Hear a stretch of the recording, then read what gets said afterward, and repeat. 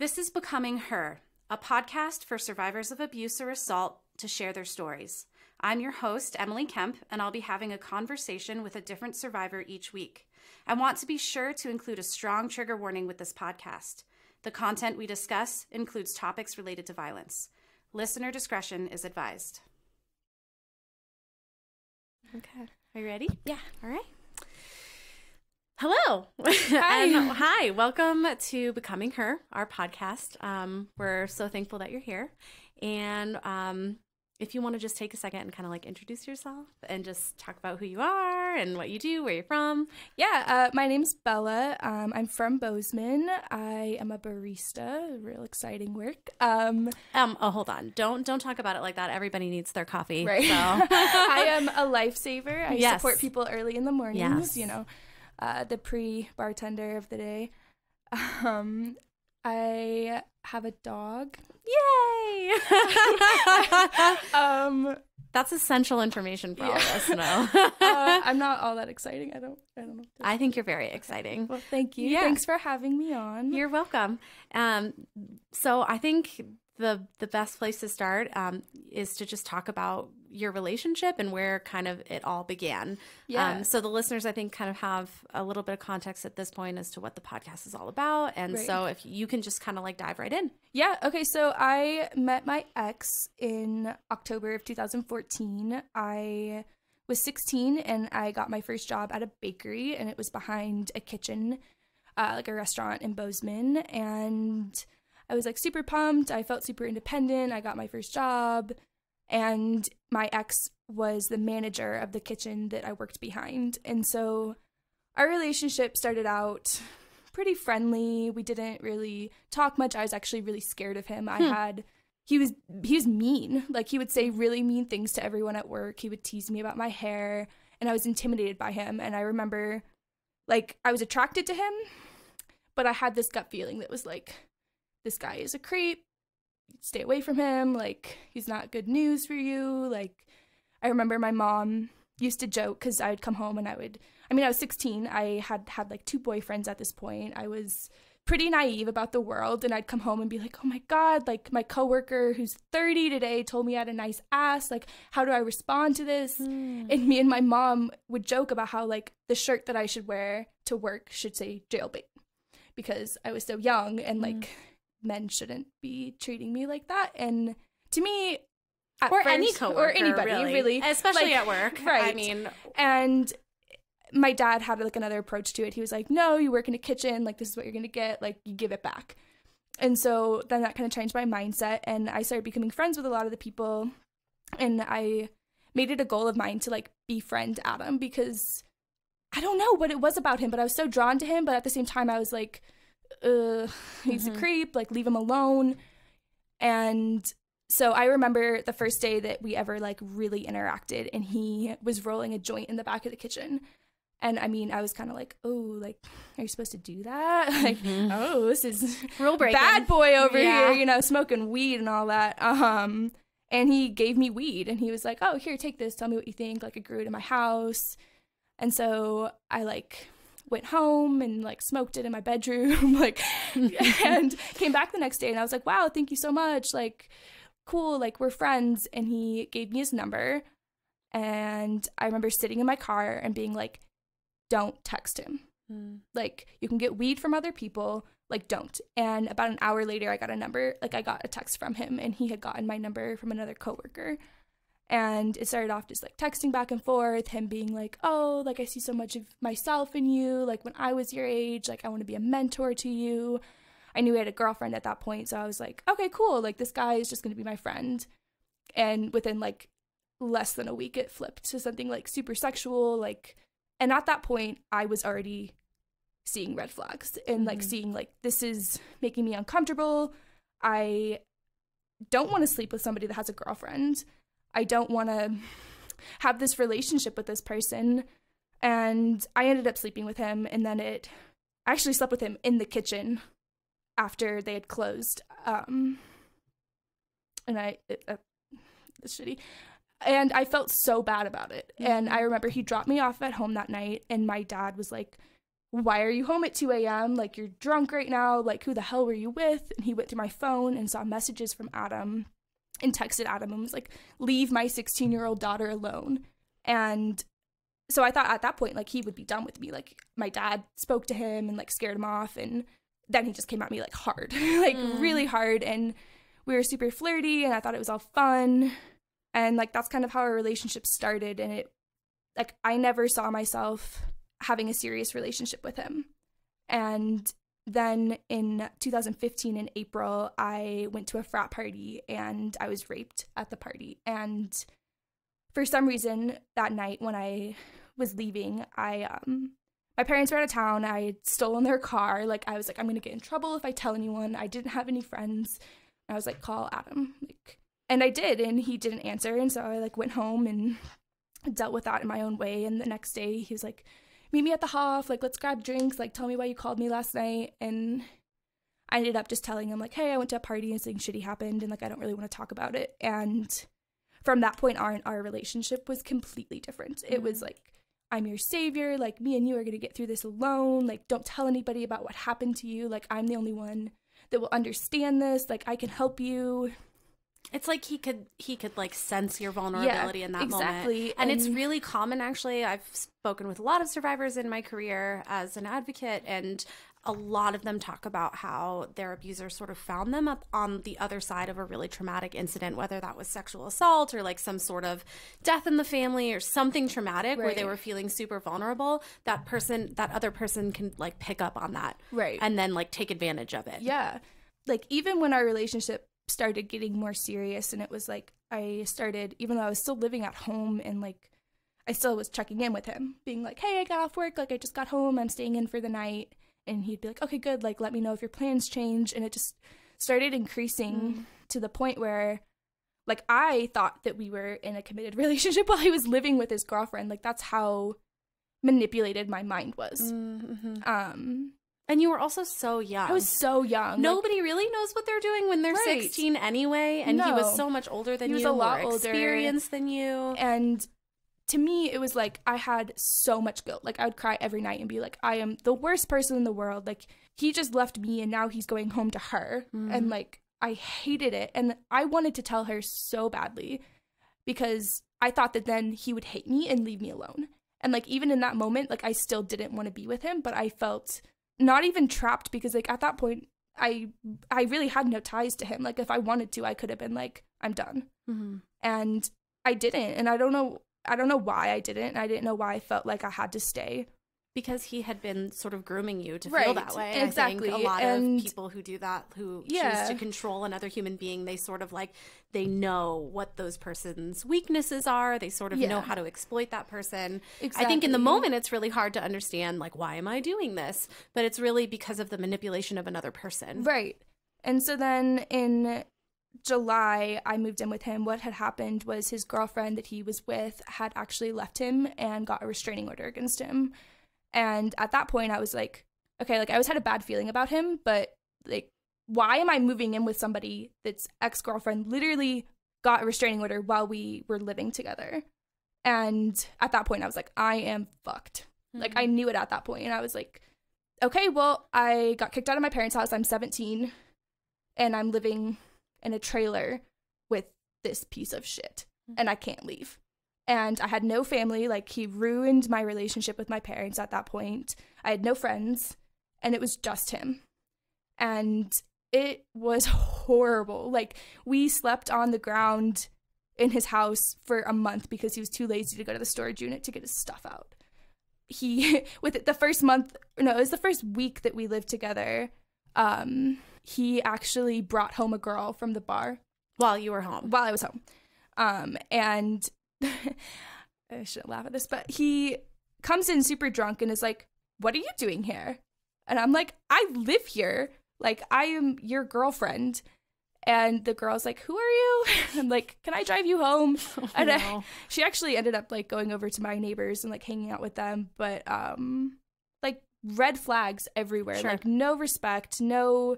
Like, he didn't even acknowledge that we were in a relationship, but if I had ever tried to even talk to another guy at that point, it would have been, like, the end of the world.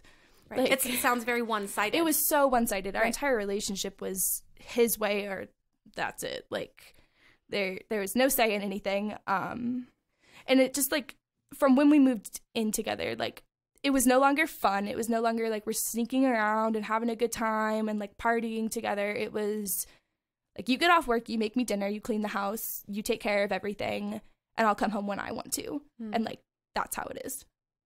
And that's how it was for almost a year and a half before I left for the first time. What was that leaving process like for you?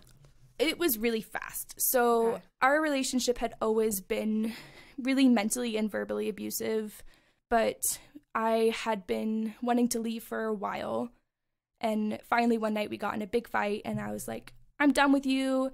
I'm moving out. Like, screw you. And I went out with one of his friends, actually. And me and her went to the bar and I got pretty drunk and ended up blacking out at some point. And one of Adam's friends took me home and, like, put me to bed. Well, the next day he drops. Back at your house with No, Adam? at his house. Gotcha. Adam had actually shown up at the bar that night screaming at me, trying to grab me, trying to take my car keys away from me. And at that point, Adam's friend was like, no way, like, I'm taking her home, like, you guys can work it out tomorrow. And so he dropped me off probably like 6 a.m. And Adam had been drinking all night and was, like, still drunk in the morning, and that was the first time he ever got, like, physical with me. And what happened was he grabbed my head and smashed my face into the door frame and then proceeded to choke me and rape me on the floor. And after that, I was, like, done. I left my car there, and he broke into my car, smashed a bunch of stuff, broke my mirrors off, broke all my heating vents, like, just really stupid, petty things to break. I think he messed with my actual brakes as well, but it's hard to prove. Hard to prove. Yeah. So I went home and I told my parents, and I was like, this is what happened. Like, I need to leave. Sure, it sounds like it got, like, scary enough that at that point you were like, okay. Right, and there had been instances where he'd gotten too violent during sex before, or, like, shoved me really hard, or, like, thrown something at me, but he'd never, like, done anything outright, like that. Yeah. Kind of assaulted and you in that way. Sure. At that moment I was like, no, like, I'm done. And I actually moved to New York the next day. I packed everything up in my car and drove all the way to New York, and I lived there for, like, 4 months. Who were you staying with in New York? I lived with my aunt in New York, and did she know what was going on? Yeah. So I had told her, she was, like, one of the first people I called, and I was like, hey, can I come live with you? And she's like, what? And she's like, yeah. And I was like, all right, wow. I'm leaving today. Awesome. And she was like, cool, I'll see you Thanks, soon. Aunt. Yeah, right? Oh, like, my God. It was awesome. And I loved New York, and then I was still in communication with Adam at that point, and, like, he was trying so hard to get me to come back, and not even, like, to be in a relationship with me, but just to be like, come back to Bozeman, like, this is your home, like, all of our friends are here, like, it's safe for you now, like, we don't even have to date, like, we can just be friends. And for some reason I was like, okay. And I stopped in Chicago and actually met with his ex-girlfriend, and at that point I was like, no way in hell am I going back to him. Like, sure. I hate him so much at that. Like, oh man, it was, like, the most anger I'd ever felt after knowing what she had gone through and what he had done to both of us. It was livid. Like, I went back to Bozeman and I was like, I'm never talking to him again. And then, of course, I did. He called me and was begging and threatening to kill himself. And so I was like, all right, like, I'll meet with you. We can talk. And he seemed like he completely changed. He was so calm. He told me he was working out and not drinking anymore, not doing drugs, and, like, getting his life together. And, like, he wasn't going to try to date me. Like, we could just be friends. And I was like, perfect. Like, this is what I want. Like, this is all I ever wanted from you. It's interesting to me that he knew that he had to, like, incrementally creep back in. Yeah. That there was never going to be some sort of, like, moment where you all just sort of, like, jumped back into things together. Right. That it was like, oh, no, let's just get coffee. Right. And then, like, how far could he sort of, like, manipulate from there? Yeah. And so for a few weeks, we were just friends, and we'd hang out occasionally and text. And I actually started seeing somebody else and ended up spending the night at that person's house. And then one of Adam's friends came by in the morning and saw me there and called Adam, told Adam, like, oh, Bella's at so-and-so's house. Like, I think they're hooking up. Like, just thought you should know for whatever reason. No thanks. Right. Yeah, And so he called me that day and was like, hey, let's go watch football. And that was something we always loved to do together. Interesting. So he didn't even respond with anger. No. He was like very calm, like, oh, good for you. Like, let's go get drinks. And I was like, sweet, like, awesome. That sounds like so much fun. We go to a bar. I had way too many drinks. And right before the end of the game, he proposed in front of the entire restaurant. And I was just like, what the fuck? Like, what the fuck? Like, okay. And I mean, I was 18 at the time. I was like, how do I turn this down? He's wasted. I'm wasted. Also, public proposals put a lot of pressure on the individual, because if you had said no, everyone else in the bar would be like, boo. Yeah, and like, what was he gonna do if I said no? You were kind of stuck. Yeah, it definitely felt stuck. I wasn't even living with him at that point. Like, you were also inebriated. Yeah, I was also wasted.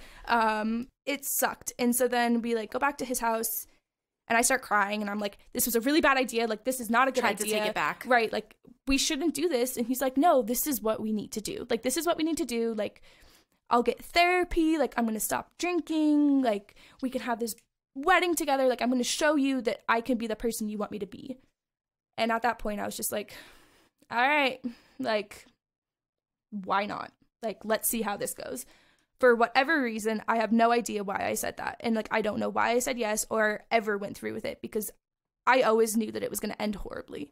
Sure. Like, I never, even when we were getting married, like, there was no thought in my mind, like, this is my happy ever after. Like, this is going to be my husband. There was, like, okay, well, I guess I'm going to go through with this until he kills me or kills himself or whatever. But I can imagine, too, first of all, you're really young. Second of all, you're back in your hometown after being isolated from everyone that you know, your friends, your family.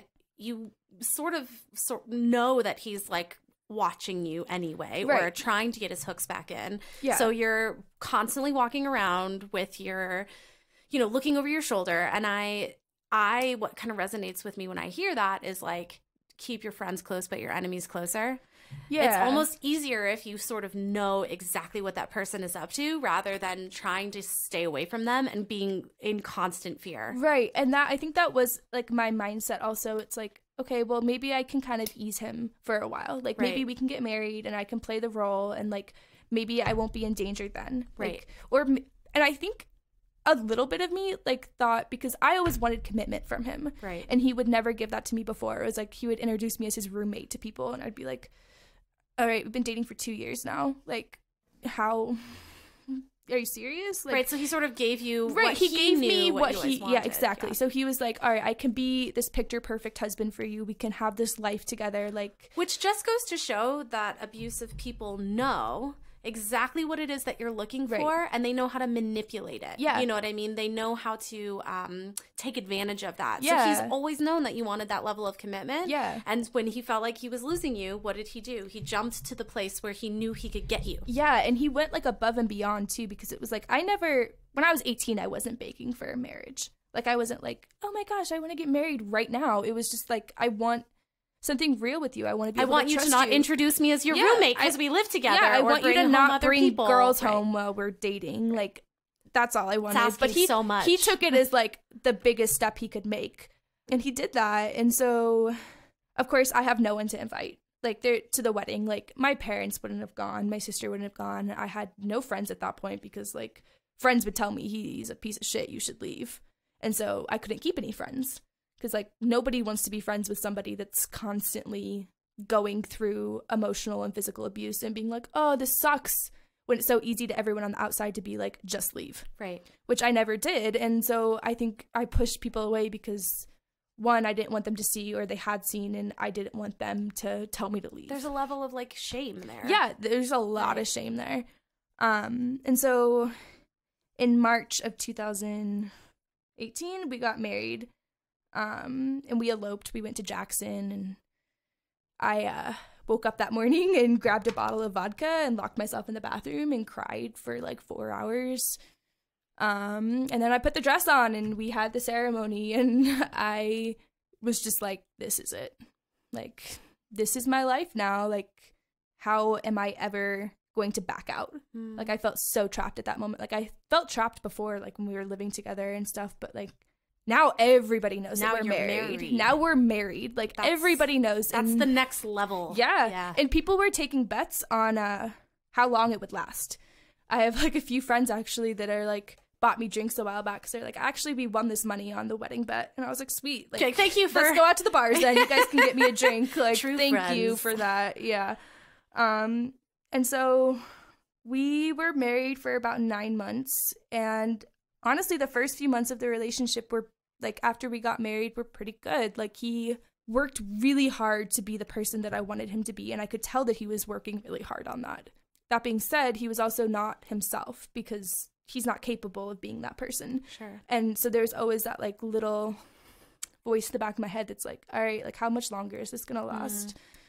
And I really hoped it would just be forever. Like I hoped that like our marriage would be a happy, healthy one. And I think a lot of people in your position who've experienced like abuse at the hands of someone they love have felt that way at some point because it's not always bad. Right. There are good times that they're not like people who abuse are not one-dimensional pieces of paper. They're not monsters, right? They're multi-dimensional. Well, I call him a monster, but you know, that's just my personal opinion. That is fair. But I also think like they're capable of expressing other things besides just just abuse. Right. Right. And so you as someone who loves them and trusts them and is hoping for things to get better, when they can show you another side, it's really easy to hope, okay, well, maybe this time it'll last, or maybe they can change, or maybe it'll get better. Exactly. And I mean, I thought, okay, so he made this huge gesture to me. Like, that's him showing me that he's serious. Trying. He's trying. And I was so stressed about the wedding. I gained like 10 pounds. Then after we got married, I proceeded to lose over 40 pounds. And I got really sick. And then that became like the issue in our relationship, where it was like, you're killing yourself and you're disgusting and I hate the way you look and you're gross and so he used what's that wrong against with you too. Yeah, so then it became, that was huge at the end of our relationship. So you couldn't even talk about his problems because it was all your problems. It was all my problems. I was like, all right, well, I haven't seen you in 3 days because you've been at the scoop every night. And he'd be like, well, you lost another pound. How am I supposed to come home to you? Wow. And stuff like that. And so it got like, it proceeded to get super just got worse. Like, it just got so much worse than I ever thought it would get. And it started to be like, he would be physical with me at least once a week. Wow. And in the beginning of our relationship, like, he was never physical. And the times that he was, it was like, I'm so sorry. Like, I was just super drunk. Like, I would never do that again to you. Like, that's not who I am. Like, you know me. I would never do this. Like, and like, he wouldn't even get me gifts or anything to that extent because he never cared that much to actually put any effort in. It was just like the words were enough to make me be like, okay, like, I forgive you. And at the end of the relationship, he would like, there's one instance where I cooked dinner wrong. Like, I didn't add enough cumin to something. Big deal. How dare you? And he was like really upset at me, and I told him to fuck off. I was like, if you want it done, then like do it yourself. And like, I barely ever spoke back to him because I was scared of him. Right. And he grabbed a candle and threw it at my face across the room and hit me in the face. And like, at that moment, it like resonated with me. It was like, I didn't do some horrible thing. Like, this is about cumin. Right. Nobody is ever asking to get hit, but like, the fact that you would throw a glass candle at my face because I cooked your dinner wrong, like, what am I doing? Like, why am I putting myself in this relationship? Like, any other normal person would be like, thank you for cooking me dinner. Right. Not like, I'm gonna abuse you because you did it wrong. Right. Or like, Stevie was a better cook than you, so like, why can't you do it like her? And so let me time out here for a second. So you just like name dropped. Sorry. No. I think this is an important point, and you've referenced that you had been in touch with one of his ex-girlfriends at various points in your process of leaving and that kind of thing. And so, who is Stevie? Stevie is the amazing founder of We Are Her. She is Adam's girlfriend before me. So you both have him in common as your ex-abuser. Yep. So we share that lovely factor of our lives. But she's awesome and a good thing I got out of that relationship, to say the least. Yeah. But yeah, I mean, that was a huge tension in our relationship, was her, because he would speak so highly of her, which is ridiculous, and she got a restraining order and created a nonprofit against him. And like, but he would speak of her like why can't you be more like her? Like, she would never backtalk me, or she wouldn't have stayed out that late that night, or she wouldn't have worn shorts that short. And to me, I was like, what the fuck, dude? Like, I'm not her. Right. Like, first of all, I'm not her, so don't compare me. And second of all, like, she hates your guts. Right. She's like, Maybe why do you want me yeah. to be like her? Right. Like, I'm not. So it was definitely a point of contention. It was. And then there's like the whole stressor in our relationship when she was getting the restraining order against him, of him being like, I never touched her, and me being like, well, you hit me last week, so how am I supposed to really believe that you never also right, exactly. treated and so her the same way, right? she would, and it got to a point at the end of our relationship where he would like want to talk about her and like trash her, and I wouldn't engage, and I'd be like, I don't really have anything negative to say about her. Be like, well, you're my wife, like, you have to hate her too. Be like, I don't, though. Right. So it sounds like in general, including this other factor, things were sort of just like coming to a head for you personally. No, definitely. I think seeing how I started treating myself after I came back from New York and like developing an eating disorder, and then the fact that like Stevie moved back to Bozeman and she has a boyfriend, and we saw her in public and she's happy and she's laughing and she's having a good time, and she's like, I don't know her healing process, so I'm not going to say that she's like fully recovered from that, but like she has a good life now. Right. And I saw that. And you got to see it. I got to see that firsthand. You saw it modeled for you. And I was seeing that while I was sitting next to him being like, I hate your guts. Like, oh my God, I dream about murdering you like every night. Like, you suck so much as a person. And like, I could have a better life. Right. Like, I don't deserve to be treated like this. And I think I finally was just like, I'm done. You hit your breaking point. I hit my breaking point, and I decided in November that I was going to leave. And so I started kind of planning it out in my head and like putting money aside and talking to people about leaving. And about a week before we left, we went and got a Christmas tree together, and we're driving up Bear Canyon, and he turns to me and says like, look at that hillside. And I like look out the window. I'm like, what? And he's like, I dug your hole out there. Oh my I was like, what are you talking about? He's like, when you leave me, I'm going to bury you out there. Like, we were like going to get a Christmas tree together. He didn't even know I was leaving at that point. Well, it sounds like he made like subconsciously there was something there that was telling him like, you know, that you were on thin ice with him. Right. And that he was trying to escalate the violence and scare you bad enough that you wouldn't leave because he was suspecting. And I think that's what it was. I think you know, which is also really common when abusive people feel like they're losing power and control. That's most often when they will escalate. Right. So, you know, things like stalking and extreme violence and even homicide, those things usually happen after a survivor has left the abusive relationship or like in the process of leaving. So that is a really dangerous time. And I think most people, whether they can articulate it or not, they can intuit that that's a dangerous time. Yeah. And I definitely... like, I think that he kind of felt like I was going to leave, and we had been having, like, a lot of issues. We were fighting constantly. We hadn't had sex in, like, 2 months at this point, and I think that we both just knew, like, it was coming to an end. And so finally, I get home from work. No, actually, I met you and Stevie for coffee, and I was like, all right, this is what's going to go down. Like, I'm leaving tonight. Yeah. And which was shocking for me as a spectator, by the way. I don't know if you know this, like, from my perspective, but I remember being like, I don't know how this conversation's going to go. And you walked in, you were like, I'm leaving tonight. And I was like, badass. I was so done. I don't know how to help you. You tell me how to help you, but like, fuck yeah. Yeah. She's doing it right now. I was like, I was scared, but I was also like, damn. So the night before I had met you guys, I had actually told Adam I was leaving. I guess I had that backwards. And it was the worst night of my life. We screamed at each other for probably 12 hours straight. Like, he told me the reason that he stopped wanting to have sex with me was because I was raped, and it made me damaged goods to him, and that I was like permanently gross. He used the word gross to describe me because of that. And at that point I was like, all right, I know that that's not true. Right. But he knew that that was like a weakness. He knew that that was the absolute worst thing that he could possibly have ever said to me. And he was trying to hurt you as much as he could. He told me that the reason that our relationship was failing was because I was on my phone too much. And just like a bunch of just bullshit. Just grasping at straws. Just total bullshit. And I was, and I knew that he would either kill me or he would leave me alone, because he wouldn't touch me because he knew I was leaving. And he knew that like he couldn't leave a mark on me. So part of me was like, he's actually gonna either murder me or like this is gonna be the first fight we have where he doesn't try to like do something. And I remember one point in the night, he has this like super insecurity about me sleeping with all of his friends, which I never slept with any of his friends. He doesn't have friends, but still not sleeping with the ones that he thinks are his friends. Not that I need to, even if I was, I don't care, but right. Like it doesn't, that's irrelevant. It's irrelevant. His and he told me that if I ever started dating somebody in Bozeman, that he would murder me and murder them.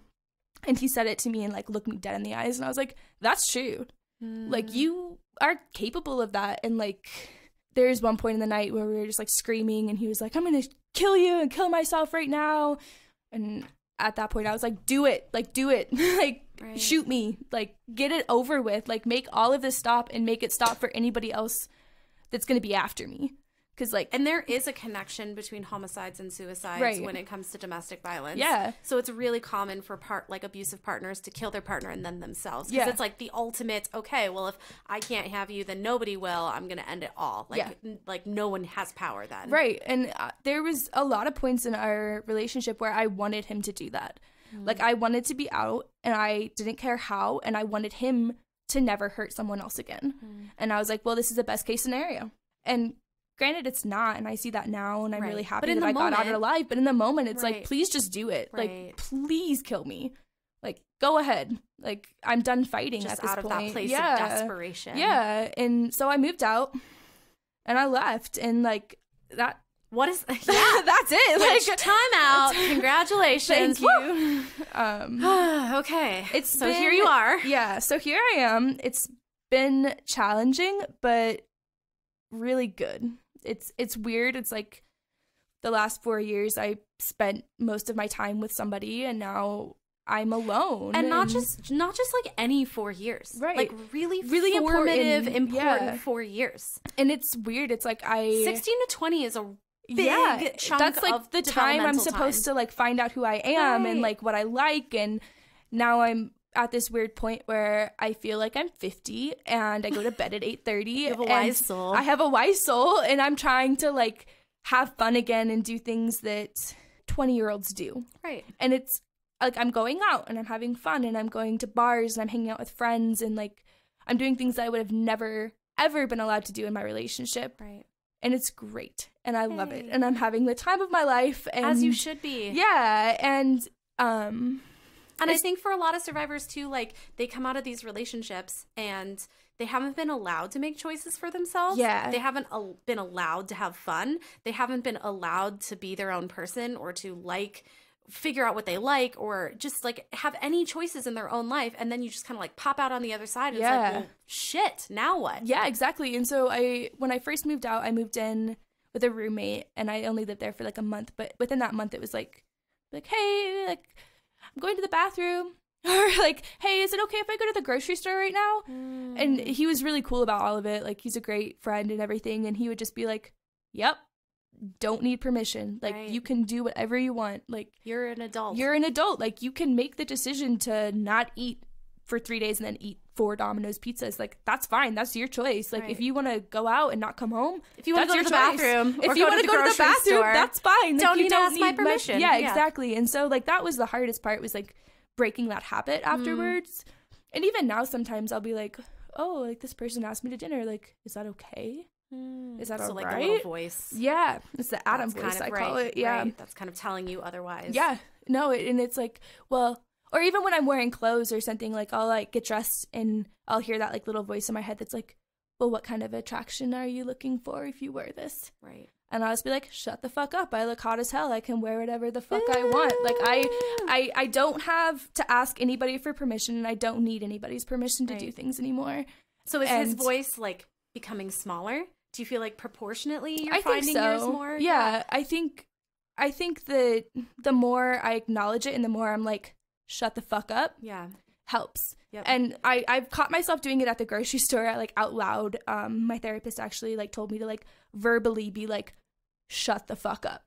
Yeah. And so I've been at the grocery store and I've been like, should I get this soda or this one? And in the back of my head's like, oh, well, you don't need diet soda. You're already too skinny. And I'll be like, shut the fuck up. People are like, look over and I'm just like, sorry. It's just the voices in my head. Like, I'm fine. Covering their kids' ears. Yeah, right. You're like, no, just never mind. No, I'm fine. I'm We're good. Everybody's good. So I know that you're like new. You're very new in your healing journey, which is super exciting, probably a little scary. But what has that felt like for you, or like where do you kind of foresee that healing journey going from here? I think I'll be honest right now. I have used some unhealthy coping mechanisms the past few months. Which is also really common. Yeah. And so mostly right now I'm trying to work on cutting back on those and finding healthier ways to cope. And I've been doing a really good job at that. And I'm getting back into running and doing yoga and cooking for myself and doing things that I enjoy. And that's been really healing. And I know you live by yourself right now too. Is that fun? It is fun. I don't have to do anyone's dishes. I don't have to pick up people's socks or do their laundry or like worry about anybody coming and going. Like, that's great. But I also realized that like it's scary too. It's hard to live on your own because at any moment he could show up. Sure. And so it's over, but it's not like over. Right, exactly. And so I still have fear. There'll be like times when I go out in public and I'll see him and it's like I have a panic attack. Right. Or I'll see cars that look like his cars and I'll be like, oh, gotta make this right now. And then I'll be like, okay, that's not even the same brand of car. Right. Or make, whatever. Sure. And so that's hard. But I feel like that's somewhat going away. Sure. I'm not sure if that will ever go away though. Right. Like I feel like that kind of fear is like permanently built into me at this point, and I hope in the future that I'll be able to like go to bed without checking my lock 6 times or like making sure nobody's in my shower when I get home or like stuff like that. Like which can I just say is like so unfair. Yeah. It's so unfair that you have to be the one who's gone through this experience. You're from here. Yeah, this is my hometown. Your hometown, and you have to constantly be like checking to make sure that you're safe. Yeah. And really it's this other person, it's Adam, who needs to get out of Dodge, right? No, and Bozeman's a big small town. It is. It's not that big. It is. It's very hard to get away from somebody like him. Yeah. There's only so many places you can go. And the amount of girls that have like told me that they've slept with him when we were married and stuff, it's like that's one of the hardest things is like hearing about him constantly. Right. And I can't get away from it. And a lot of it is not even necessarily like my friends, but like I'll be at the bar and people come up to me and they'll be like, where's Adam? Like not knowing. Sure. And I'll be like, I don't fucking know. Right. They'll be like, oh, aren't you married? And I'll be like, nope. Right. And everybody like, and there's a normal question to ask is like, oh gosh, like what happened? Right. And it's really hard. But then hard. Do you want to relive all of that right there in the moment? Right. Or, like I don't want to. And so that's been really hard too, is just the amount of people who know us and know him, and it's a weird situation of like, what friends can I trust? Sure. Which friends are still friends with him? And honestly, he's lost a lot of friends, which just made my life a lot easier. Right.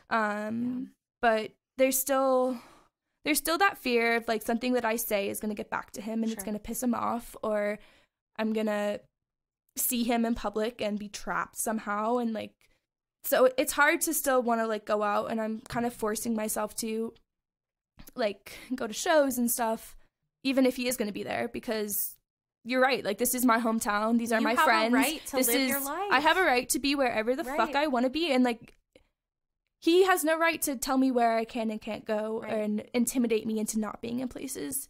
So, and I hear that you're afraid, but I also hear that you're like badass and super strong. You'll be like, I'm really afraid, but also I'm going to go where I want to fucking go. And I'm like, exactly. All right, so it sounds like you're finding that. Yeah. And I'm getting a lot better at it. It's like, I have a lot of friends, so I try not to go anywhere alone. Right. So taking safety in numbers. Yeah. And that's helpful too. And I have a really great support group in my life right now, and I have a really good community that I've built around myself. That helps a lot in knowing that, like, if I was scared, I could call Stevie, and Stevie would be like, what's up? Let's do something about this. Like, let me help you. Or like, my parents are there for me now, which is great. And it is really nice being back home, and I love Bozeman, but it's hard living in the same town as him for sure. Absolutely. What would you say is kind of like the top things that you do for yourself right now, for self-care and for kind of like finding your own power again and feeling safe? I think having a really set schedule for myself has been super helpful. Interesting. Like I wake up at the same time every day. I make myself eat breakfast every day. I take my dog on a walk at the same time every day. And so doing stuff like that has been really helpful. Like setting a really good routine in my life makes it feel a lot more stable. I don't know if that's really the right that's answer, actually but, like, no. That's more than a right answer. That's like really, really interesting and poignant, and I think it shows people that like you don't have to do a whole lot. Right. You can do really simple things to try and achieve some semblance of safety. Yeah. That's so I got really bear mace. appreciate I literally have pepper spray for my car, pepper spray from walking back and forth from my car. I have mace that's by my bed. I have mace that's in my bathroom. Like You're all I am maced out, I got decked. all of it. Like decked to the I am nines super with pepper mace. sprayed out. That helps me feel safe. I don't Yeah. really want a gun because like I don't feel comfortable with one. Absolutely. But pepper spray helps. My dog helps me a bunch. Awesome. Knowing that if anybody tried to mess with me, he would not be okay with Dogs it. are the best. Yeah, definitely. And I'm definitely. sure just like not being physically alone in your space and Yeah. having this little creature that loves you unconditionally and Right. is like your little partner. Yeah, exactly. And it's like Charlie went to New York with me, and like I've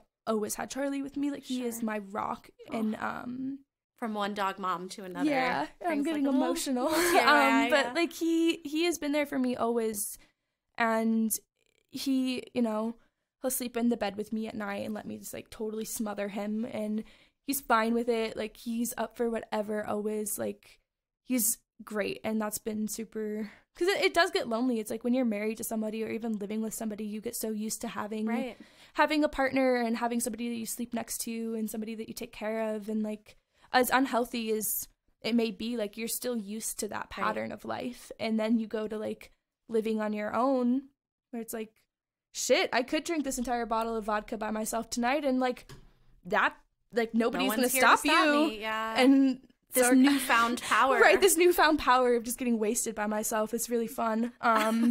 So working on not doing that as much. But yeah, I mean, I think there's ups and downs. A lot more ups than downs, though. Good. Yeah. I kind of want to, just wrap up with asking if you could give any advice or just any words of wisdom to any survivor who might be listening to this podcast. Like, what would you want them to hear?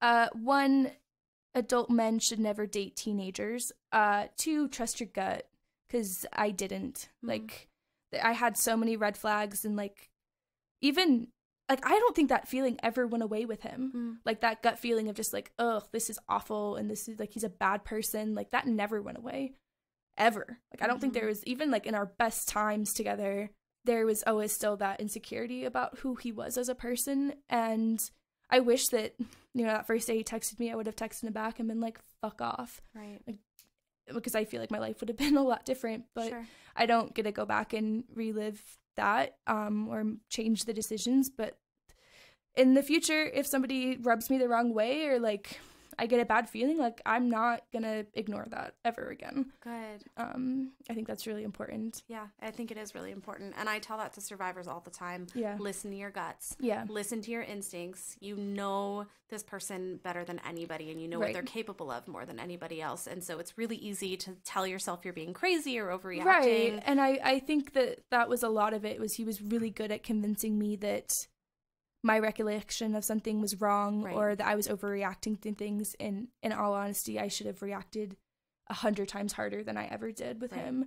And I never over-exaggerated anything that he did. If anything, I made it smaller than it was. And I think just really trusting my gut is going to be huge for me in the future. Yep. And really not minimizing that gut. Yeah, exactly. So here you are, finding your power, finding your voice, making choices for yourself. It's only up from here. Yeah, definitely. And that doesn't necessarily mean that it's going to be like this perfect up.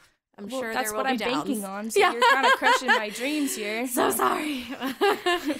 No, but if you look at that kind of trajectory over time, whether there are downs, it will still be up and up. Yeah, and I don't think I could ever, I mean, I should knock on wood now, but like I don't think that my life could get worse than it was when I was with Adam. And I think I could, I feel stronger than I ever have, because if I lived through that relationship, then I really can get through anything. Hell yeah. Because that was the worst thing that has ever happened to me. And now I'm done with it, and I can move on and not let it affect me anymore. Awesome. Well, that's all of the questions that I have. So unless there's anything else that you really feel like you want to share, I think we're good to go. Awesome. All right. Thank you so much, Bella. Thank you for having me. Yeah. High five.